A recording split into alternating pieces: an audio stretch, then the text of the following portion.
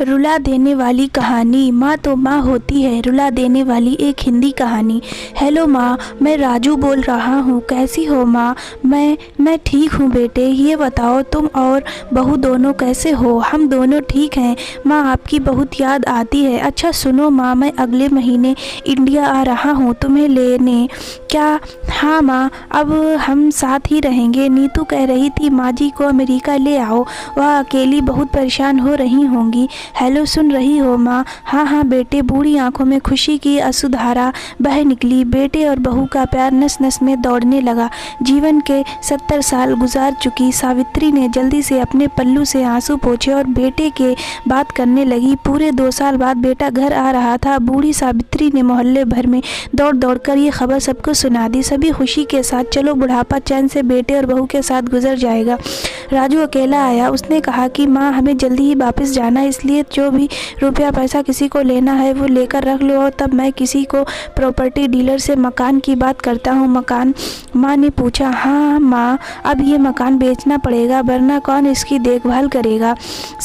हम सब तो अब अमेरिका में ही रहेंगे। बूढ़ी आंखों ने मकान के कोने कोने को ऐसे निहारा जैसे किसी अबोध बच्चे को सहला रही हो। आनन फानन और औने पौने दाम में राजू ने मकान बेच दिया।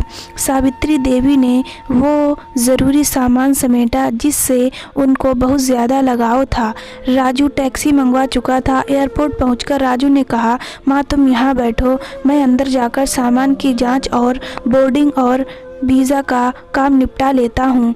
ठीक है बेटे। सावित्री देवी वहीं पास की बेंच पर बैठ गईं। काफ़ी समय बीत चुका था। बाहर बैठी सावित्री देवी बार बार उस दरवाजे की तरफ देख रही थीं जिसमें राजू गया था, लेकिन अभी तक बाहर नहीं आया। शायद अंदर बहुत भीड़ होगी सोचकर बूढ़ी आंखें फिर से टकटकी लगाए देखने लगीं। अंधेरा हो चुका था। एयरपोर्ट के बाहर गहमागहमी कम हो चुकी थी। माँ जी, किससे मिलना है? एक कर्मचारी ने वृद्धा से पूछा। मेरा बेटा अंदर गया था टिकट लेने, वो मुझे अमेरिका लेकर जा रहा है, सावित्री देवी ने घबरा कर कहा। लेकिन अंदर तो कोई पैसेंजर नहीं है। अमेरिका जाने वाली फ़्लाइट तो दोपहर में ही चली गई। क्या नाम था आपके बेटे का? कर्मचारी ने सवाल किया। माँ ने राजू। सावित्री के चेहरे पे चिंता की लकीरें उभर आईं। कर्मचारी अंदर गया और कुछ देर बाद बाहर आकर बोला, माँ जी आपका बेटा राजू तो अमेरिका जाने वाली फ़्लाइट में कब का जा चुका है। क्या? वृद्धा की आंखों में आंसुओं का सैलाब फूट पड़ा। बूढ़ी माँ का रोम रोम काँप उठा। किसी तरह वापस घर पहुँची जो अब बिक चुका था। रात में घर के बाहर चबूतरे पर ही सो गईं। सुबह हुई तो दयालु मकान मालिक ने एक कमरा रहने को दे दिया।